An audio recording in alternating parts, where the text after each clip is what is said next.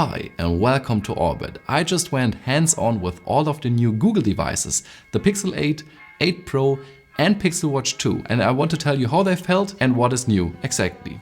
There's a lot of it. My full review will drop next week, so please consider subscribing. Starting with the Pixel Watch 2. It looks exactly like the Pixel Watch 1, which is a good thing in my eye because I do love the design of the Pixel Watch 1. There are 3 colors available: silver, black and gold. But you can rarely see the colors because the display has a huge glass dome over it. The display looks identical to the previous generation. It still has quite thick bezels, but it is supposedly more efficient and brighter. The big changes, however, are on the inside and on the rear side. The heart rate sensor now has a bigger surface area, which makes it 40% more accurate in sporty situations because the watch is moving up and down when you move, and because the sensor is bigger, now it can cover more skin area and therefore is more precise. Also, there are 2 new sensors. One of them is a body temperature sensor, which can detect changes in your body temperature, which can indicate if you're ill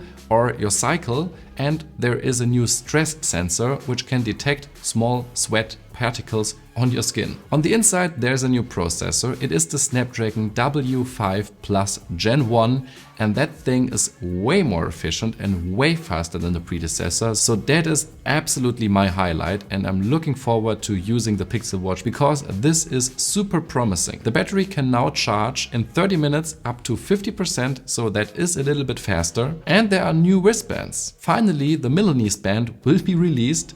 Then there is a new slimmer metal band.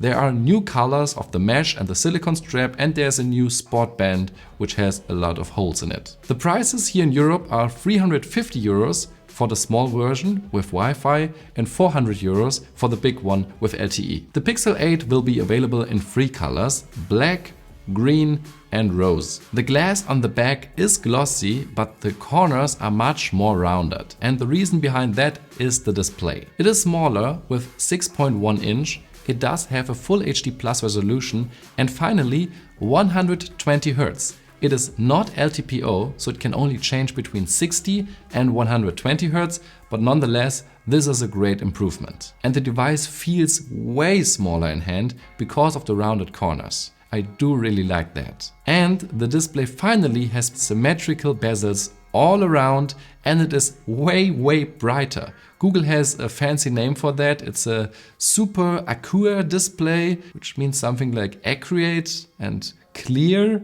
But it means also that the brightness is up to 2000 nits peak. The Face Unlock now can unlock your banking apps because it is apparently way more secure, even though it's still only the selfie camera. And there's of course the Tensor G3 processor on the inside. Google sadly did not mention any numbers on improvement, so how much faster it is or how much more efficient it is, but I would guess it's a lot. But you never know. If they don't tell you, that's not a good sign at the end. So yeah, the only thing I can do is review this thing and tell you next week how it performs. The Pixel 8 has 8 GB of RAM and a new 50 megapixel main camera with a wider aperture. It's a f1.68. It lets in 21% more light, and there's a new ultra-wide angle as well, which has a wider field of view and an autofocus, and you can close up focus up to 3 centimeters. And because of Tensor, there are a lot of new camera features. There is a best take picture, so you can change faces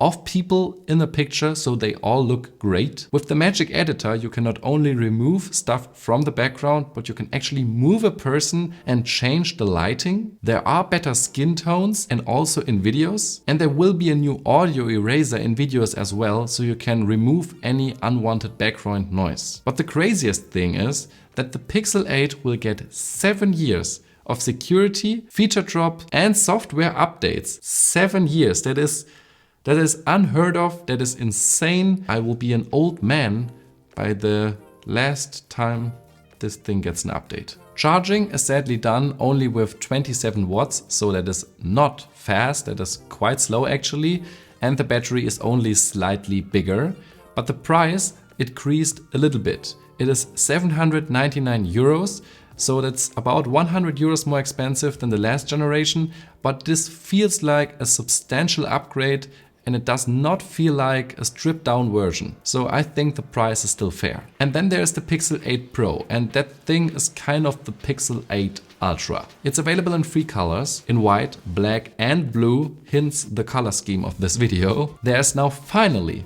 frosted glass on the back, and there's a new temperature sensor which can detect not only the temperature of objects but also your own body temperature. The display on the Pro also has symmetrical bezels, it also has rounder corners, and it is even brighter and even sharper and does have LTPO. It gets up to 2400 nits peak. There's also the Tensor G3 on the inside, but paired with 12 GB of RAM, which does improve the camera performance apparently, because there will be a new video mode, Video Boost, and Google says it's the best video by far on any smartphone. And there's also a Pro mode where you can change the ISO and the shutter speed. The Pixel 8 Pro of course also has the new main sensor, but has an even better ultra-wide angle with 48 megapixel and an f1.95 aperture. It has an even closer macro focus and lets in total 105% more light than the previous generation. The telecamera also has a bigger aperture, f2.8, so it lets in 56% more light, so also a drastic improvement. The battery size is the same as on the previous generation and it charges with